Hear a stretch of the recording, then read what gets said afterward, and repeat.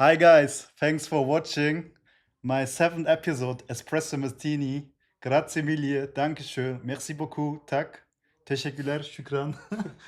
I'm here in the European Parliament. I can't believe it. Hello, hello, hello.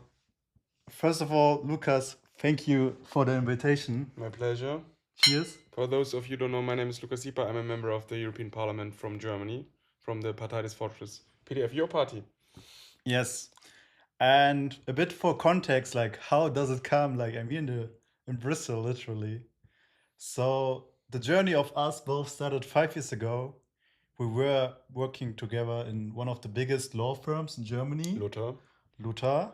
By the way, because I'm in the startup ecosystem, it was awarded as one of the most innovative law firms. Oh, really? That's Yeah. interesting because I never had this feeling. And now it's so funny because like you're also super innovative, Lucas, in a way. You founded a political party which is called PDF. Partei des PDF, Fortschritts, Partei Party des of Progress. Exactly. And maybe first question, what is for you the definition of progress, Fortschritt? I think progress is everything that betters society as a whole, right? Common misconception is that people think the word progress is only about the economy or about identity rights or stuff like this. I think progress is really what brings society forward, what leads for more people being able to go their own way. Okay. And how do you look at points like, for example, we have, because like progress is always like, assumed for something positive. But for example, we have technological progress with social media. But on the other side, we have like the kind of progress of bad mental health conditions because young people or people in general spend too much time on social media. I mean, I would debate that progress always is something positive, right? And only because we call ourselves Party of Progress, that doesn't mean that we are under the impression that progress in all its facets is something positive. I think our mandate that we put ourselves up to, giving ourselves the name Party of Progress, is about not only facilitating progress but also dealing with progress.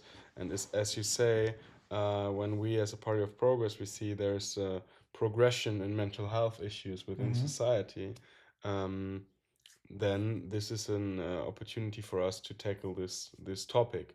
Or we are also, as a party, we strongly support climate protection and saving the planet for obvious reasons, because we see a progression of climate change, right? So that's exactly the thing. The baseline of our party is that we believe that there is some kind of motive force in society, which you can label as progress, and that's something that has to be dealt with because, and that's the difference maybe to traditional parties who want to push society into a certain direction, a certain worldview.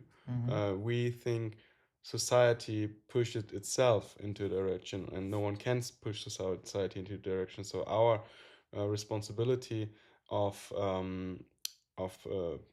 as a party, as politicians, is to give guidance and not to decide about the direction. Thank you for that introduction.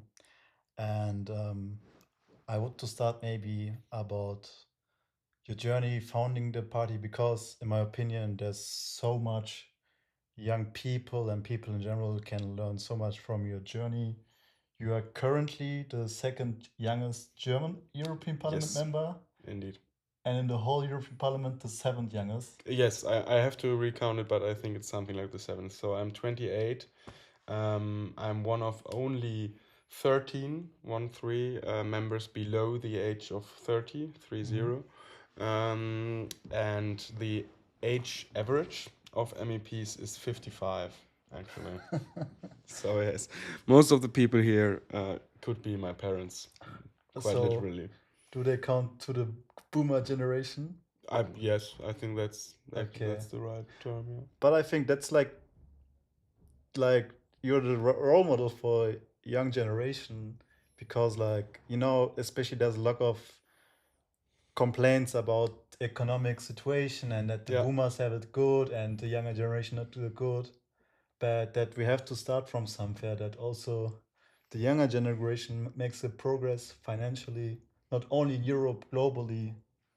I think that's something that you can definitely see here in politics as well as everywhere else, that the younger generation is taking the lead more than before. I Hmm. think if you go 20 years ago, you'd maybe had one or two members of parliament below the age of 30. And also, something that you have to understand, I think it's often overlooked, like young people are not a big part of society, actually. Like when we look at the statistics, I think something between 20 to 25% are below 30. In our society, we have other societies with a quite different demographic composition, but so young people are the minority, the vast minority in Europe, and still today we have such an impact and so much power um, to contribute to the world. And I think we can be proud of that and we can push forward. And we should not let the generation of our parents tell us that we cannot achieve this or that just because we're young.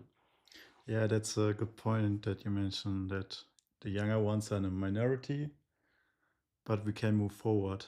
And just to again share my experience, like how the past 5 years looked like, I believe that we can time travel Yeah. looking back, but only in the future. It feels like I traveled now to the future with you. So, like, just for context a bit, as mentioned, like, we worked 5 years ago, and I didn't met Lukas before. I just saw like some PDF emails sending around, and then hey, we decided to found a party, and like I was 25 and then didn't had any touch with politics, and I thought like, okay, who's this weirdo? Why does he found a party? Like, why? And is he serious? And then I've met you, and I saw like, okay, you are like a cool guy. Like you were looking stylish. Like Thank when you. you go around here in the office, nobody expects that you're a European Parliament member, and you don't look like this guy from the CDU, like Philip Philip. Amthor, Yeah. my boy. I have a funny story with him. I can tell you later. Okay. And I've met you, and I realized, okay, you're quite serious about what you do. Yes. It started maybe as a joke, and it was like the time when there were like local elections in Cologne, and you lived then in a migrant area like Yeah. Köln-Kalk, Köln-Kalk, Predominantly. Ehrenmord. More than 60%, I think, have a migration background in Cologne, Karl. Which is, it's funny that you mentioned, because just this week I had a debate with some Swedish colleague from the far right, and we discussed about he says migrants are a danger, and I said the migration has challenges, yes, but migrants are an opportunity for society. And then he uploaded it on social media, our debate, and then all his followers were attacking me, of course. And one of the followers commented, "Oh, you must live in the whitest neighborhood in Germany to say what you're saying to not be afraid of migration, basically."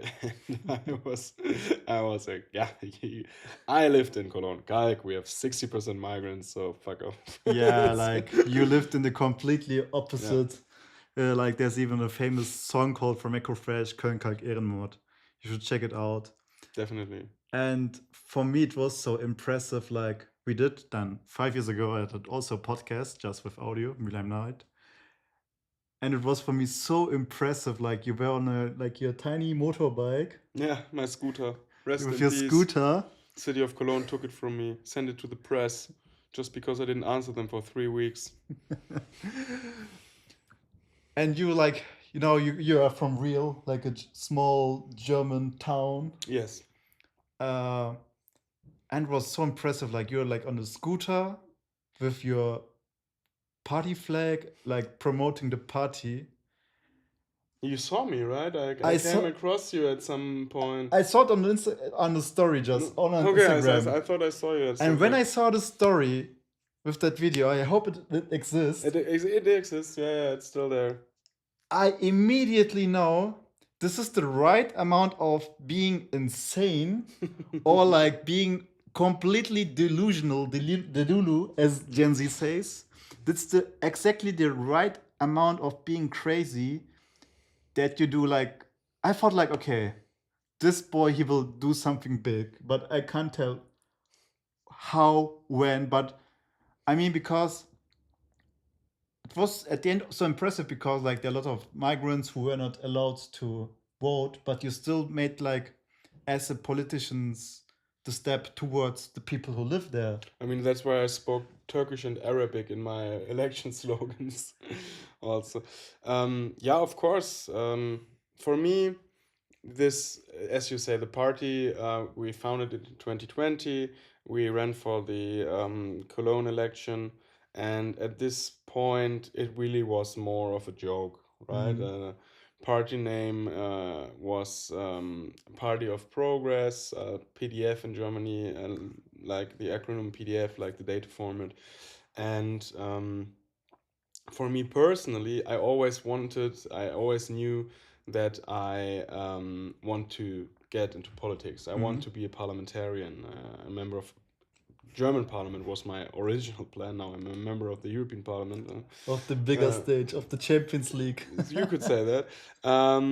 And for me, running with this funny little party that I founded with my two best friends, I saw it as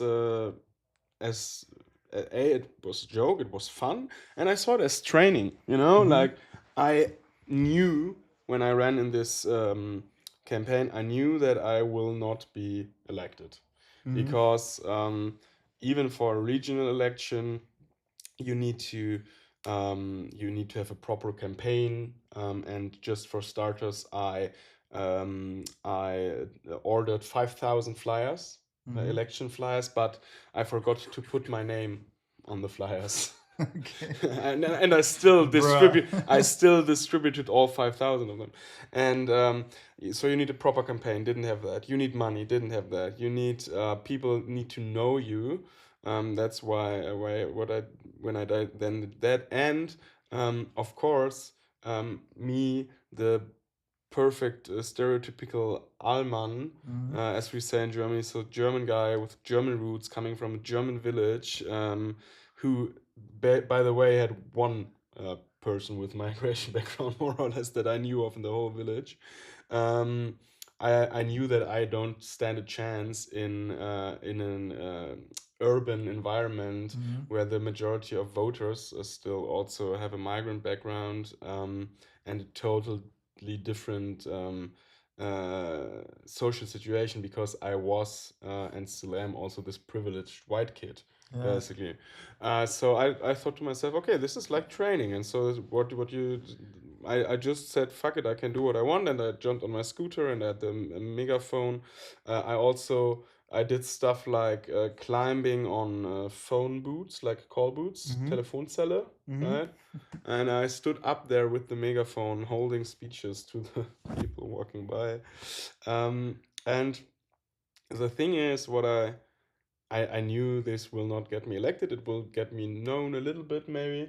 But I realized one thing there already. Now, this kid with the scooter with the flag on the back, at the back of the scooter, and the megaphone, or this kid with the megaphone standing on the phone booth and giving speeches. You would think that the people don't take it seriously. You would think that the people make fun of you. You would think that the people are annoyed or react negatively in any way. And of course, this also was there, but the vast majority reacted positively. Like when I did my speeches on the phone booth, on the top of the phone booth, people applauded me. When I was driving around with my scooter and screaming, "Vote me on the local election," and then also in Arabic and in Turkish the same sentence. People were doing this whenever I drove through the street. I saw people giving me thumbs up or also applauding and stuff. And so I realized if you really commit yourself, and as you say, you have to find the right balance between being crazy and still being able to be taken seriously, then you will get the support of people. And that's my lesson for all young people who want to go into politics. Maybe you have literally nothing to lose. Also because politics nowadays is such a shit show. I run a marathon, and then it was for me exciting when strangers were like shouting, Yeah. "Hey, Mert!" and clapping. Was it also like that you had this dopamine kick which Yes. pushed you forward? Of course, most definitely, totally. I mean,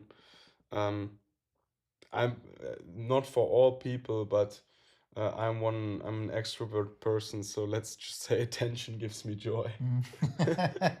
Main character energy. Yeah. So no, that's what I'm talking about. Basically, this positive feedback from strangers, and that's what still also keeps me going till this day.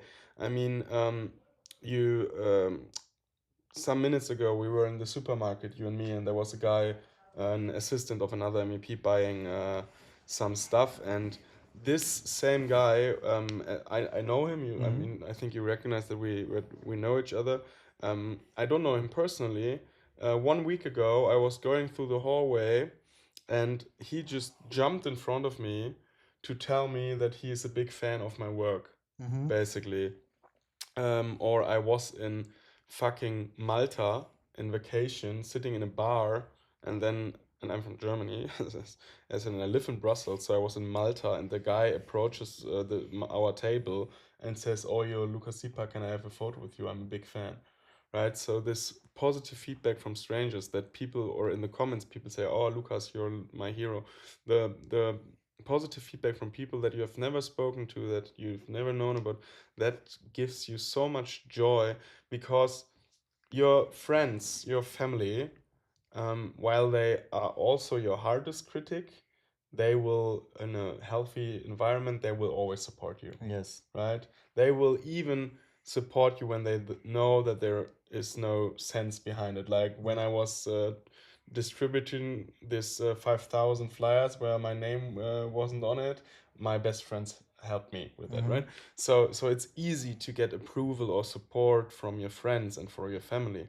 But when you start to get support from strangers, like you running the marathon, or me with the support, political support, that's when you know that you're really doing something good, because those people have no subjective reason to applaud what you're doing, so it must be objectively good.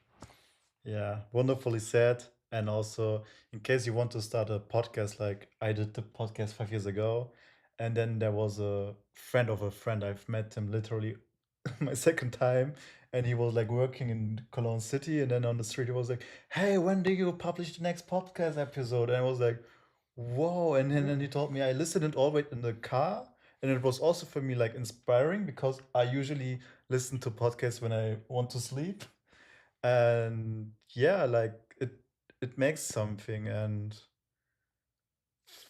like, because like I would love to skip or like summarize a bit more the time from, okay, after the first Yeah. election Cologne till the time of the elections in Europe last year. Like, how do you memorize like the last 5 years or like 4 years till the election started for the European Parliament?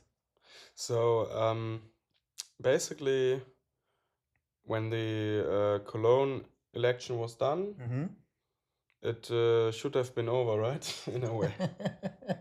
Okay, bye, ciao, never ever. It was a nice thing, it was fun, and then 1 year later, more or less, the next federal elections, German federal elections, were at the doorstep, and you need to collect a lot of signatures to get on the ballot. For every German state, you need to collect around about 2,000 signatures. For the smaller ones, it's a bit less. And For the Landtags one, right? no, for the German federal elections, so for the Ah. Bundestag, you still need to run in a certain state, like Berlin or North Rhine-Westphalia Mhm. or Bavaria, to be able to be voted in that state at the federal Mhm. election. You need to collect signatures for that state. So Germany, yeah, bureaucracy, don't ask. Yeah, 2021. And so I said, oh, now as we have a party, and that party ran for an election already, right? And it was great fun. It was a great joke. It was interesting also to giving interviews, having this conversation with people, fucking voting for yourself at an official election. I would love to extend this joke, and we were still in the joke phase of all of that. I would like to extend this joke to the federal election, because how funny would it be to be a candidate in the federal election? And then we knew, okay, we are from North Rhine-Westphalia, and we will only, if in any case, we will only manage to get on the ballot in North Rhine-Westphalia. But that's more than enough, because in North Rhine-Westphalia, 1/4 of all German voters live. So 11 million people live in North Rhine-Westphalia, and that's a big number of Of people. voters. Of voters. 17 million people live in North Sorry for Rhine-Westphalia. klugscheißen. No, rightfully so. And so 11 million voters in North Rhine-Westphalia alone, and no hard feelings to some of our European partner nations. That's more than in 8 European states, right? And then okay, it would have been 2,000 of those signatures. No way we could do that. No way. We had like 20 members, right? But then, because of Corona, and that's maybe one of the few good things that ever happened from this shit pandemic. Because of Corona, they lowered the number to 500 signatures from 2,000, and I said, okay, 500 signatures I can get on my own. I'm the guy who was running around with a megaphone in Kalk. I can get 500 people to sign this terrible document. And so we did, and we managed, and then we were officially candidates um for a federal election. And then for the first time we were in the Valomat. And now it gets interesting, because the Valomat is in the end the reason why I'm here in the European Parliament. Does it exist also in other countries? I know that Netherlands have something similar, but more I don't know. So maybe you can explain for it. those of you who don't know, the Valomat is basically a tool that is given to the people by a scientific institution. It's a tool where political parties answer a set of questions, and then the voters, or basically everyone, can also answer those same questions with yes, no, abstention, and it's from a wide area of political topics, everything that is hot for this election. Um, so, for example, should a certain tax be higher or lower, or should the protection status of the wolf be higher or lower, or should we focus more on climate protection, stuff like that. And then you answer all the same questions like the parties answer, all parties that are participating in this election, no matter the size. And then it shows you with a percentage how much you align with all the parties that run in this election. So you don't need to read all the programs, because you can sort out all the positions of all the parties at once. And this is then used by once again 1/4, no, a coincidence here, 1/4 of all voters. So out of the 11 million voters in North Rhine-Westphalia, round about 2 to 3 million people use this tool. And so even though we also had no chance in the election, 2 to 3 million people possibly saw our party name, and we were suddenly approached by a lot of people. A lot of people, like from the fringes of your own social circle, like the mother of a friend, or the colleague of a cousin, or I don't know, the preacher at the church of my grandmother, yeah, real story, suddenly said, "Oh, I saw you in the Valomat, and I had a high percentage with your party," and yeah, so we had quite a good turnout actually. We collected 3,228 votes from all of North Rhine-Westphalia.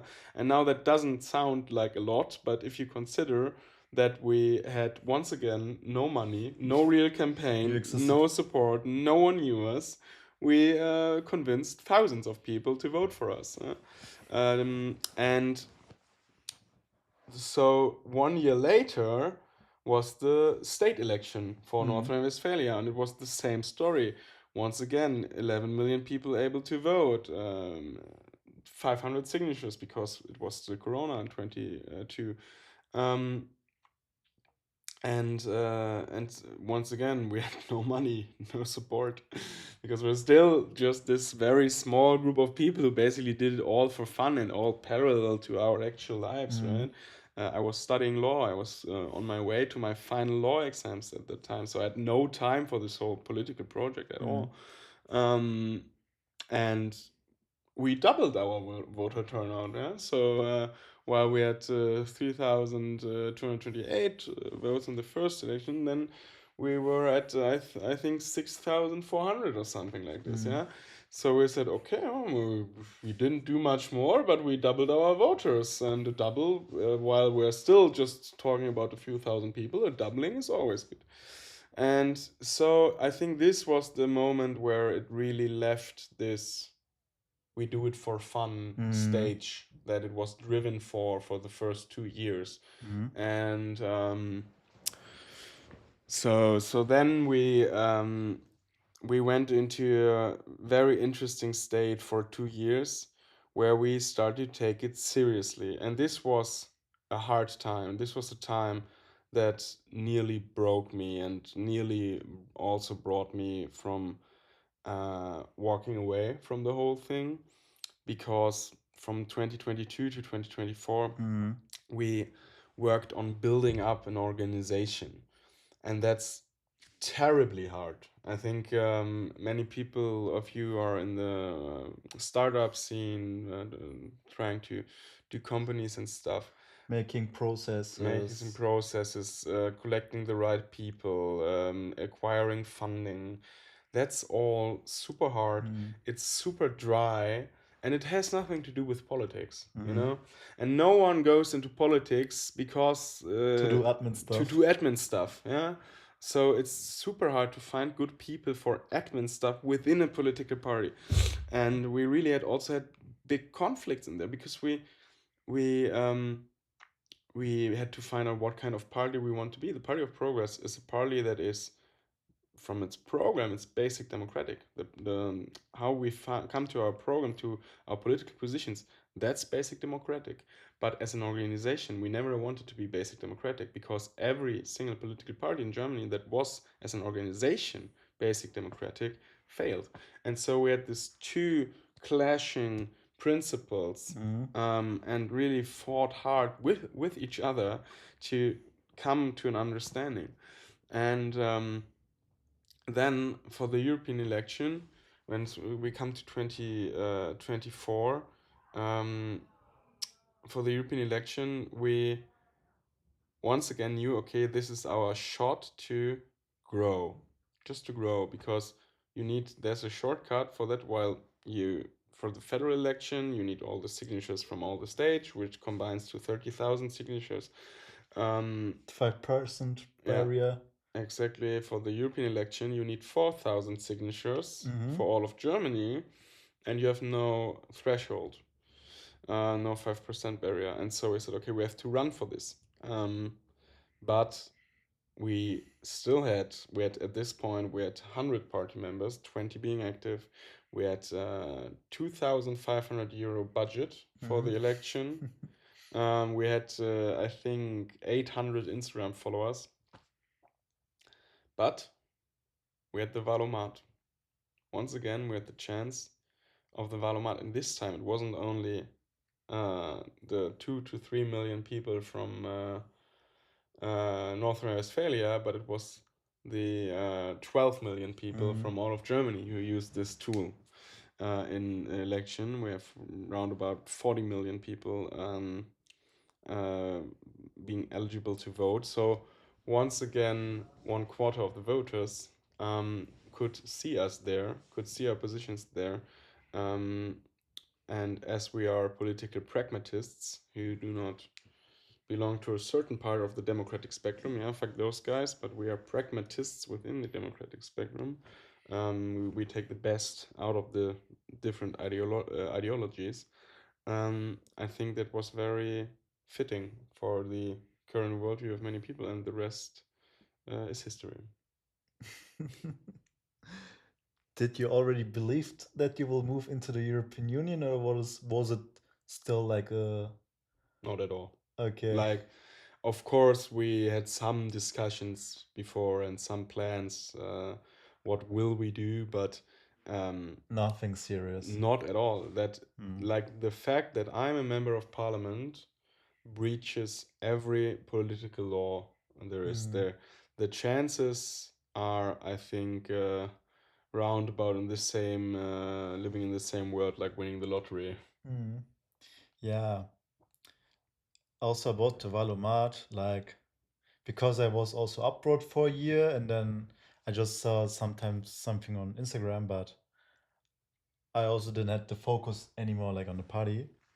But I also like saw like okay, like that my interests relate mostly with the PDF, and then I went again back at the time before the European Union election, like on the Instagram page, and so many people commented, "Hey, I saw you in the Valomat, Yes. Valomat," and I think it underlines again, like in the best way, how important visibility and awareness is, especially in the digital era.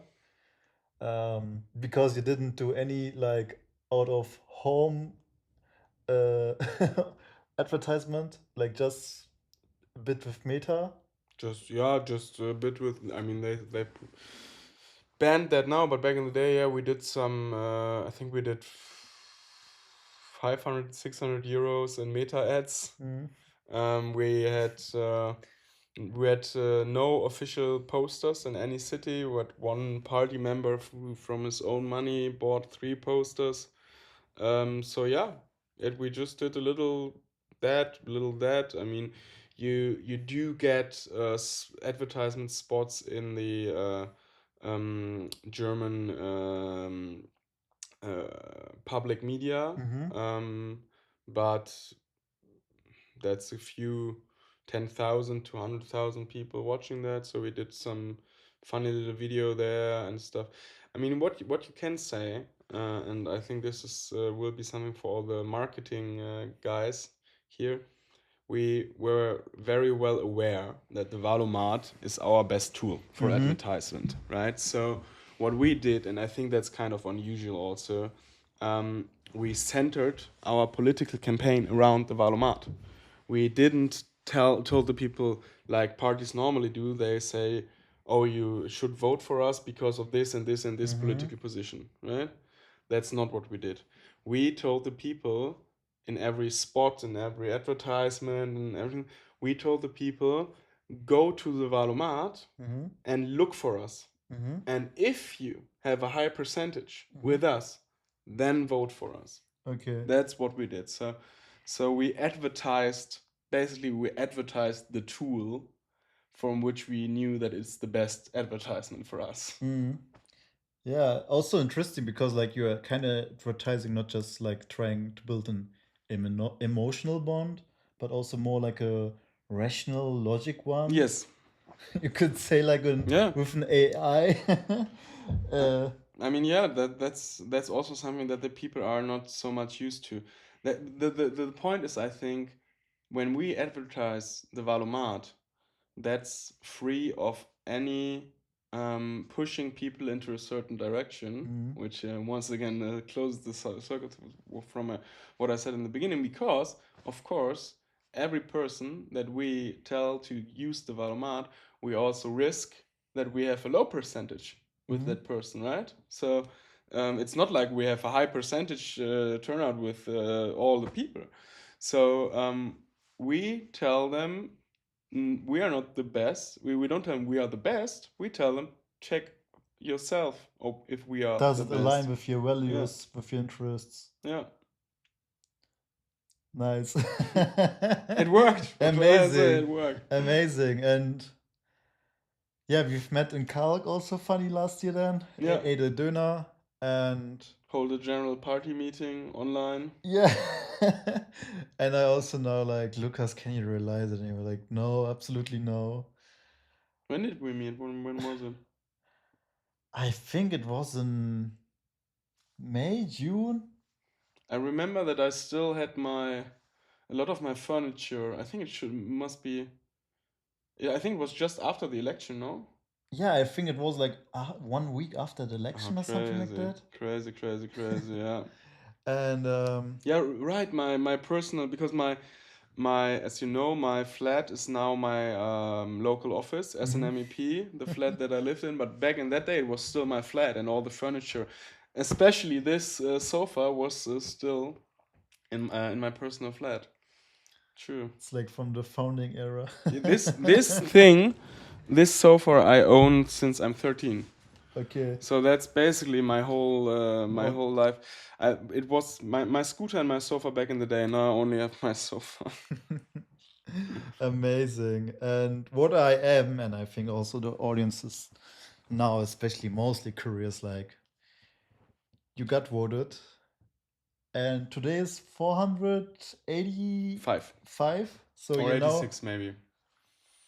more than 480 days in the European Union, a parliament member, like 1.5 year nearly. Yeah.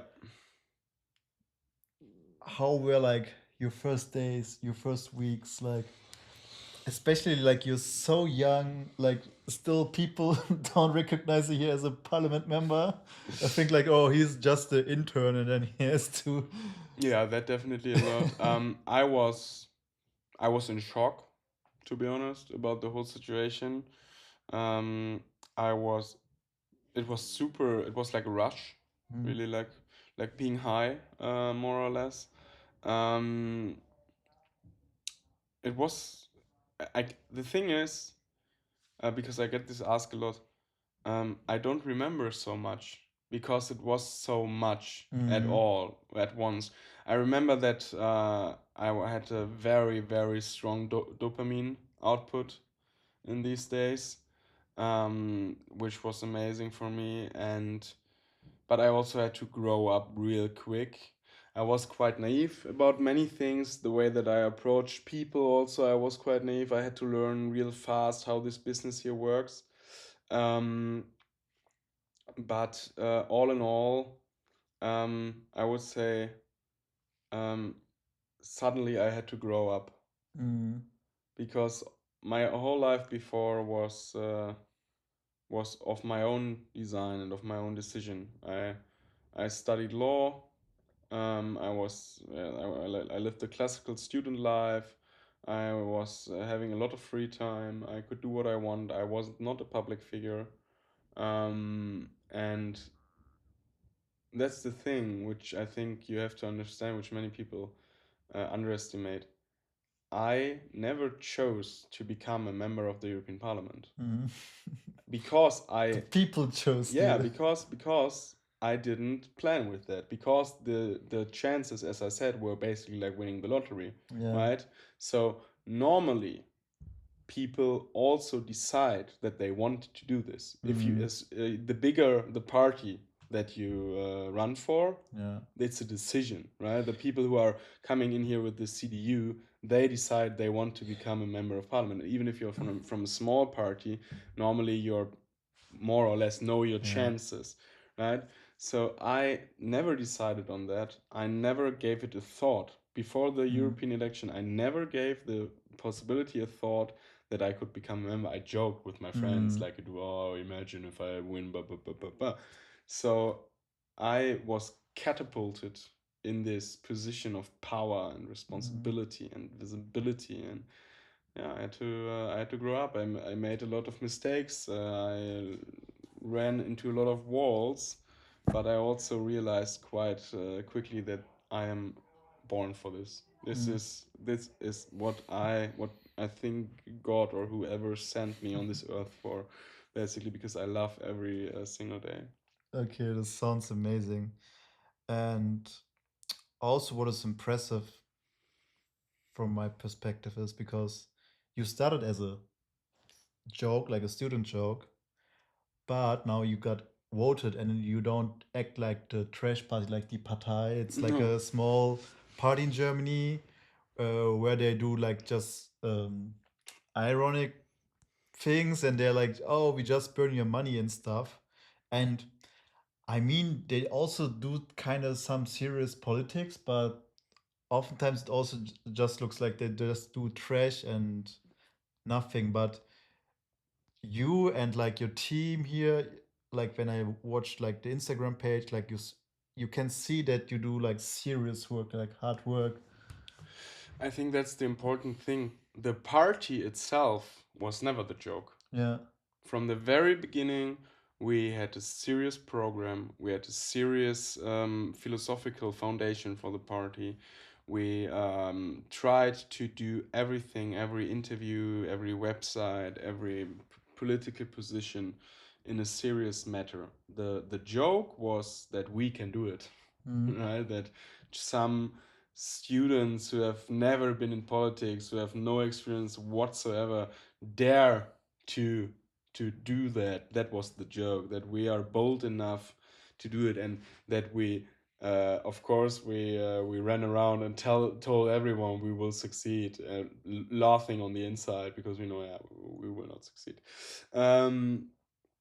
So it was I think it was more a fake it till you make it situation. But for me now, that extravated after the election, because as I told you, I'm a jurist. Mm. I studied especially state law and international law.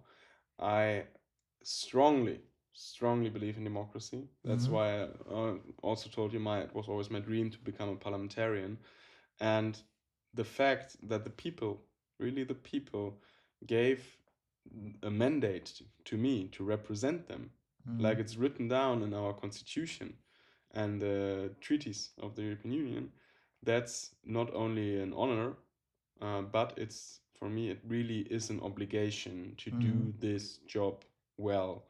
Like, that's something that I could never get in line with my morals and my understanding of myself if I would not take this job seriously, or if I would Mm. just take the money and have a Mm. good life. And I think that's, as you say, and I'm happy about the fact that it is like this. I think that's something that people can see and that they have respect for. Mm.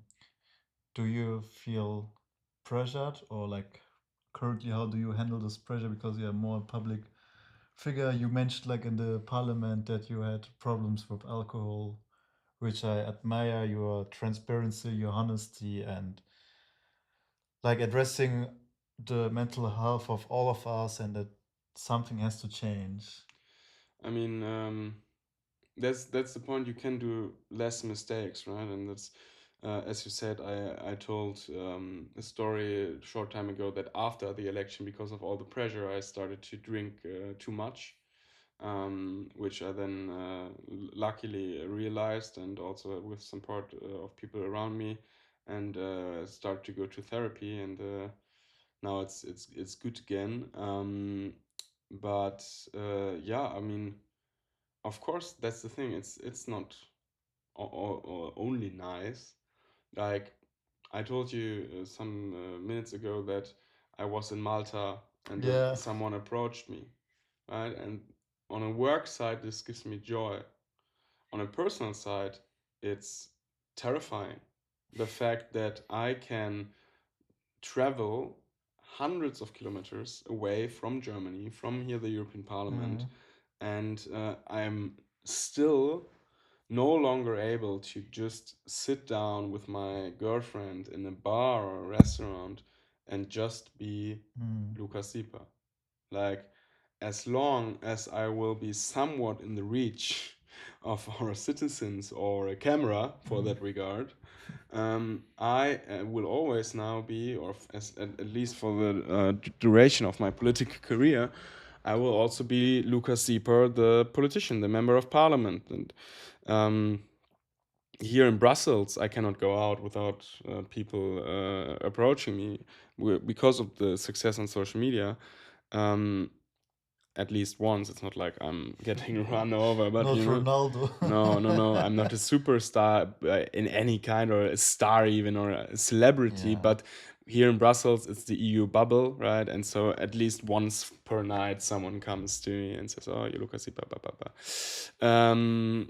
And this is, yeah, it takes a lot of freedom from you, because you know that the only safe place is your home, basically, where you truly can let loose and be yourself. And that's a price that I knew I would have to pay, and it's fine for me that I have to do it. And I think even if I would have decided about becoming a member of parliament or not, I would still have paid this price. But I hope that people understand that this is a heavy price, and this is a commitment that should let everyone to have respect for politicians. Well said, Lucas. I'm curious, like, are there like maybe to get a bit more fun here, like, can you mention, like, because we were drove like with an, can we say escort car, like Not escort. not escort car, Service but car. like a service Service car, car. and I feel like in the James Bond movie. Like, what were like funny things, or like where you were amazed, like 2 or 3 points since you're living here with a lot of privileges? So first of all, the amount of times someone calls you sir, Okay.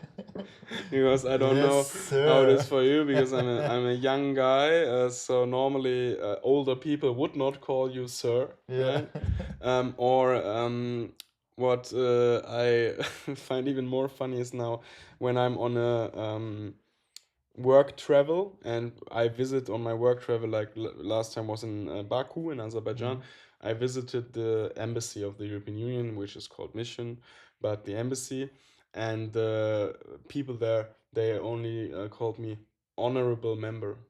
They said, "Oh, honorable member, do you want a coffee?" And I was like, I could get used to honorable member as as a title. So, getting titles, right, and being addressed with a title, that's something that is quite funny for me, given the fact that Especially in English. especially in English, I'm that young guy coming from Cologne. So I wouldn't have expected this to happen in any kind, except for my PhD, which I'm currently pursuing. Um, so that's definitely one thing. Then the banality of everyday life in politics. And I told you, or you asked me about Philipp Amthor. Yeah. And maybe for those who don't know, Philipp Amthor is a quite famous, quite young politician from Germany who became famous because he's young, but also in the Conservative Party. Yeah, he looks like a stereotypical German nerd. Like, Yeah. if you have to imagine a German nerd, that's Philipp Amthor. Exactly. So I was invited to a funeral of the former president of Germany, Horst Okay. Köhler, because I'm a member of parliament from Germany. And this was all, it was a fantastic big event, a state act, and they had multiple bishops doing the service and stuff. So it was really a big event. But being at this big event, I could somewhat get into my mind because I'm a member of parliament, right? But then, when I was in the church, and I was looking for a place to sit down, and I had some trouble finding a place, and then because there was some back and forth, people wanted to sit where I was, blah blah blah. So I finally found a place to sit down. I put my stuff there, and then I saw a colleague from the European Parliament, and I went to this colleague, and we had a nice little chat, and I turn around, and I see Philip Amthor trying to take my seat.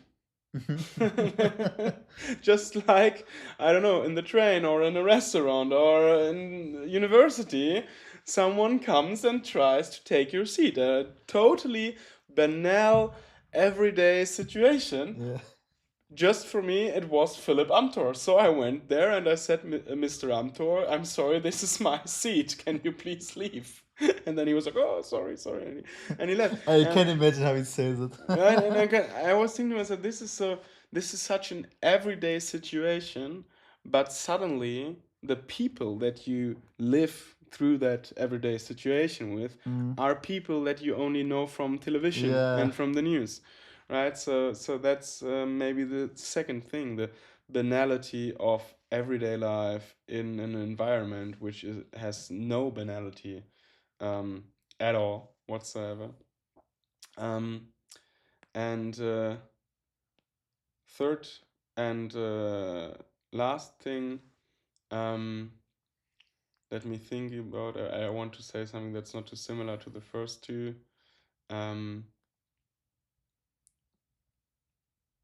maybe the fact, and it's a little bit connected to the first one, but that still people um, make common mistakes like spelling your name wrong Mm. or announcing you wrongfully or Like how, like Usually, but how do they uh, say super wrong? Sieper with a T or with an I or Lucas with a C.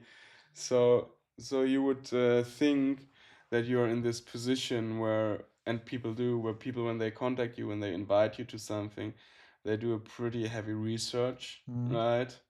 Um, and still they mistake you for someone else, or you get invitations which are meant for other MEPs, right? And you could just go there. So yeah, also that not only is everyday life still everyday life, this world, Hmm. which seems so important, is still filled with human errors to the max, just like in any other company or anything else. Interesting. And you traveled like so much, Yeah. and maybe like slowly coming also to the end and to the future. Because also like from, I don't know about how I observe media, and it's like, okay, European Union is under stress, like with the war with Ukraine, and then like what is the role of the European Union next to the US and China? Like how do you observe like the European current status? What will the future will look like? Oh, that's a heavy one. Um, we will have more Europe. The European Union will be expanded. We will take more topics and put it onto the European level, like defense, energy security, but also social standards, stuff like that. That we see a clear push here from the democratic forces, which makes me very happy because it's all perfectly written down in our program like that. Um, so that will happen.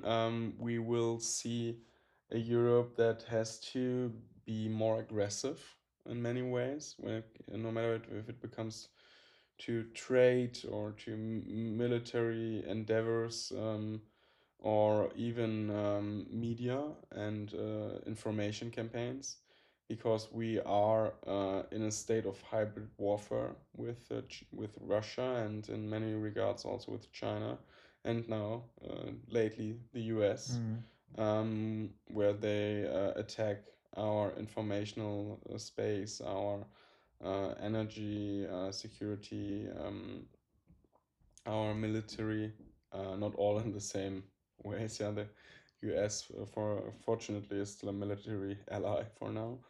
Um, so that's definitely going to be a thing. Europe needs to be more aggressive, and we will be maybe the only ones who can have a positive perspective in a world of climate crisis. Mm-hmm. Actually, I'm pretty sure that in the next 30 years, the climate catastrophe will progress quite heavily, and we will be, even though also we don't do enough, Mm-hmm. nearly, we near, so what we do is like this, and we should be like doing like this, but everyone else is doing like this. And don't let yourself be fooled by all the solar parks that the Chinese are building. Um, so we will be like a green island in a world of climate catastrophes, and this will attract a lot of attention. So I think we will stand together more. We will have to defend ourselves more, and we will be a attention spot. So what I can say to the people in that regard is toughen up. Okay, so Den you Gürtel also enger schnallen. you see it also like serious, like there's Yeah. currently no optimistic view that maybe we become more aggressive in fighting climate change and No, in ways of de-stressing wars or hybrid wars. I think no. I am optimistic because of the first thing that I Mm-hmm. said, the push to unite Europe more. Okay.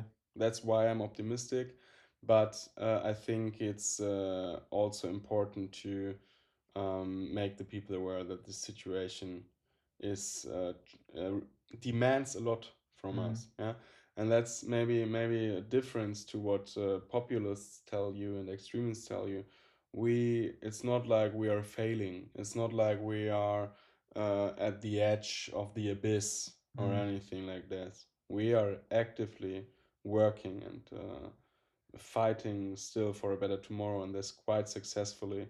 But we as a society, we need to develop a common understanding that this is an era that demands from us so much more, and maybe even the most since Second World War.